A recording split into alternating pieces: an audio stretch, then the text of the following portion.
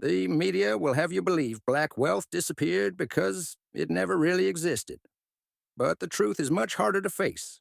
Black wealth existed, and then it was systematically targeted, destabilized, and extracted. This isn't a story about bad decisions. It's a story about what happens after black communities succeed. Today, we're talking about three examples where black people built real wealth, and what followed wasn't celebration, it was destruction, scandal, and slow theft. Let's start with the most violent example Tulsa, Oklahoma. Before it was called Black Wall Street, this Greenwood District was one of the wealthiest black communities in the United States. Black owned banks, doctors, lawyers, hotels, theaters, newspapers, homes passed down through families. By the early 1900s, Greenwood represented millions of dollars in black wealth, built during segregation without white approval and without white dependence. And that was the problem. In 1921, after a false accusation against a black teenager, white mobs, supported by local authorities, descended on Greenwood.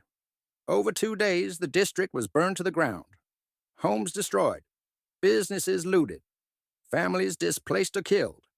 Airplanes dropped firebombs, insurance companies refused to pay claims. The city rezoned the land to block rebuilding.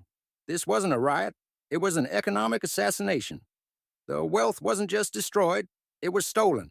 Land was seized, property values collapsed, generational transfer was broken. Greenwood was never allowed to fully recover. And that pattern repeats. When black wealth grows too visible, the response isn't competition, it's elimination. Now let's talk about a different kind of extraction. Hannah Elias. Hannah Elias was one of the wealthiest black women of the late 1800s. She owned multiple properties in New York City at a time when black women were expected to own nothing at all. She was strategic. She was financially literate. She understood leverage and contracts. But when her wealth intersected with a powerful white man, the response wasn't legal fairness. It was character assassination. A legal dispute turned into a national scandal. The press portrayed Hannah Elias not as a businesswoman, but as a manipulative, immoral figure. Her intelligence was rewritten as deception. Her success reframed as criminal. Her finances were scrutinized. Her personal life dragged into headlines. Her reputation destroyed. And here's the key part. Once her name was discredited, her wealth became easier to dismantle. This is how extraction works when violence isn't an option. You don't burn the buildings. You burn the credibility. You isolate the person. You turn public opinion. You make it impossible for them to operate at the same level again. Hannah Elias didn't just lose money. She lost protection. And without protection, wealth doesn't survive. Now let's talk about the slowest, quietest theft of all.